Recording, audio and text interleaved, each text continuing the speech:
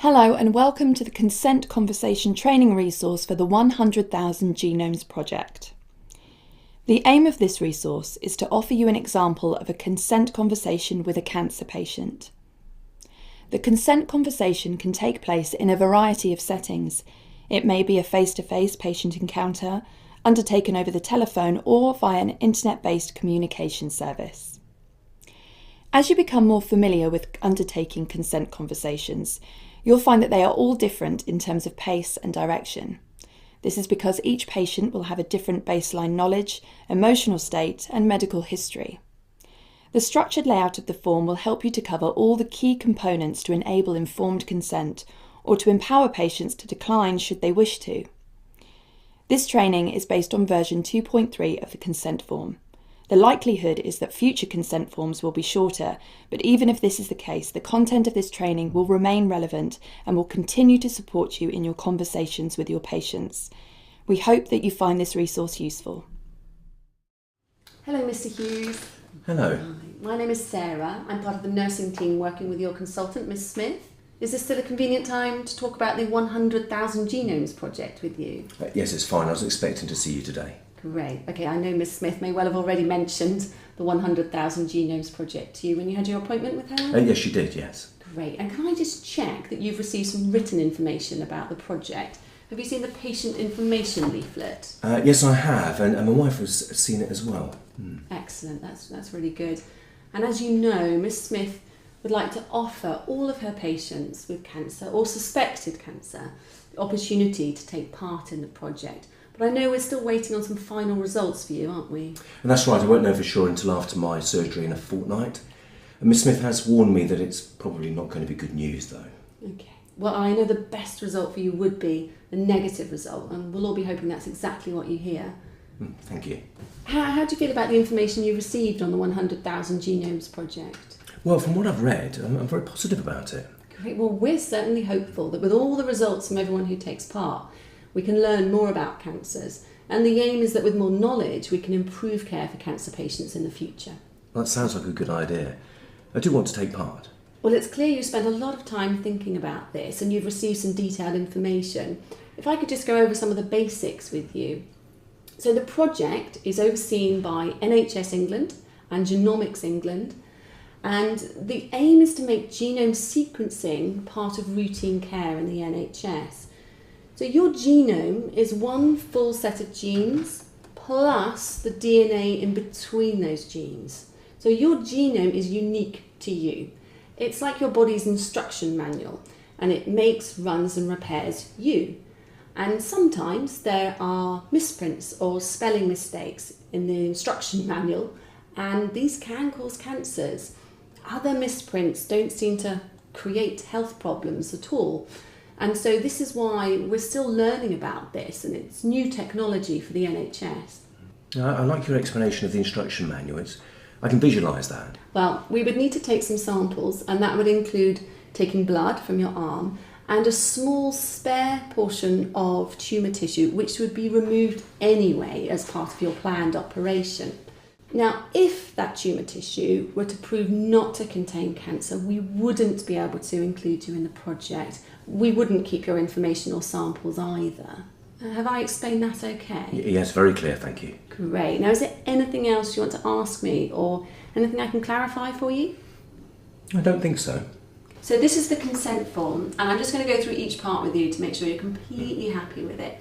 So this first part is to ensure that you're fully aware that taking part in the project is entirely voluntary. You can choose to withdraw at any time and you don't have to give a reason. Now, we may pass information on to your family doctor, and Genomics England may get in touch with you to see if you would like to take part in further studies or for more information about your health. I'm fine with that, as long as I can say no if it's not convenient. Oh, absolutely. It's always your choice. Okay, well, that's reassuring. Do you want me to sign? Right, so if you initial in the little box there, the next part of the form is about donating a sample of your blood and a little piece of the tissue removed at the time of your operation, as I described earlier. This allows us to carry out your whole genome sequencing, and we can then study your blood to see how your DNA is working. Okay. Happy with that. So the next part is about how we handle your personal data.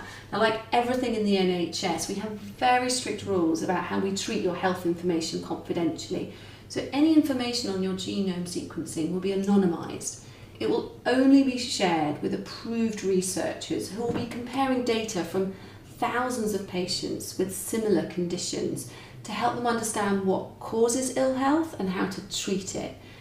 Drug companies who are developing medicine to treat cancers will also have to apply to have access to your anonymised data. And it's very strictly controlled, so they wouldn't be able to copy or remove any of it. Well, I just assumed all medical records are confidential. Oh, that's absolutely right. And I just want to reassure you that your data will be handled with the utmost respect and care. Okay, I just thought of something. Do I have to share my Genomes results with life assurance and insurance companies? No, you don't have to let any insurers know that you're taking part in the project or any of your results from the project. But if your insurers were to ask you other questions about your health information or any treatments you're having, you would have to let them know about the cancer. Okay, I'm happy with that. Do I need to initial that? Yes, so just there. And is there anything else you want to ask me about data? No, I don't think so.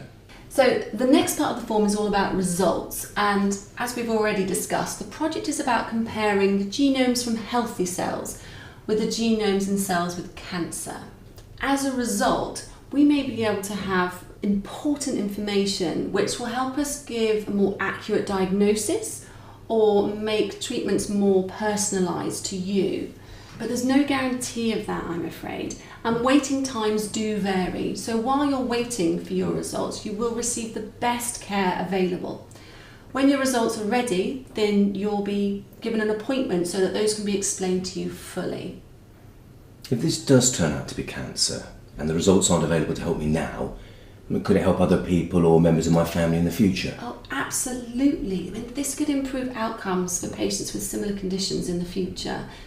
Indeed, for yourself, in the event that your cancer were to come back in a few years' time, which we hope doesn't happen, of course, but this would also help your relatives because their genomes will be similar to yours, and we know that the predisposition to develop cancer can run in families.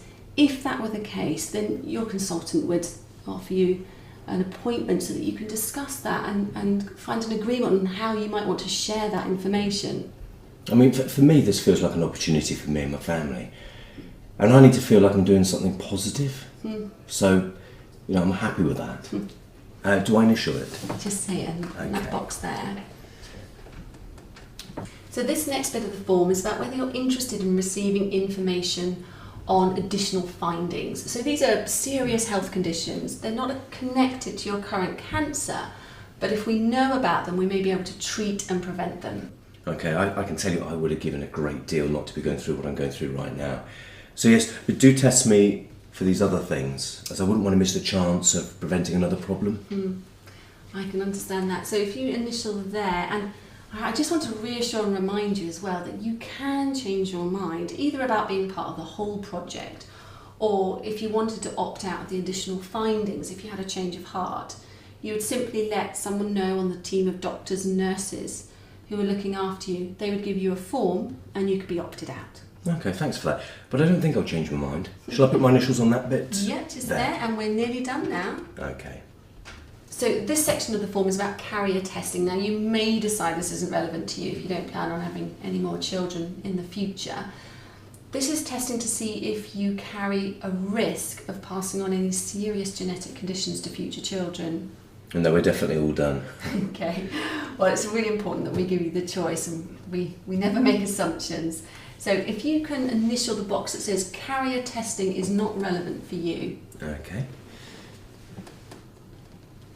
So this last part is simply fill in your name in capital letters, your date of birth, sign it and today's date. And then we're all done, unless there's anything else you want to ask me. Nothing I can think of at the moment, thanks. I mean, the information sheet was really detailed. I'm really glad to hear that. And if I can just remind you of an excellent website which is mentioned in the leaflet called Genomes England. It has really clear information and lots of video clips if you want to refresh your memory in the future. Okay, thanks. I mean, I might take a look, or my daughter might want to. Excellent. And before you go, I will take a photocopy of that form so you've got a copy to take away. And thank you so much for your time. No, thank you for your time. Thanks. But I really hope everything goes well for you. Thanks.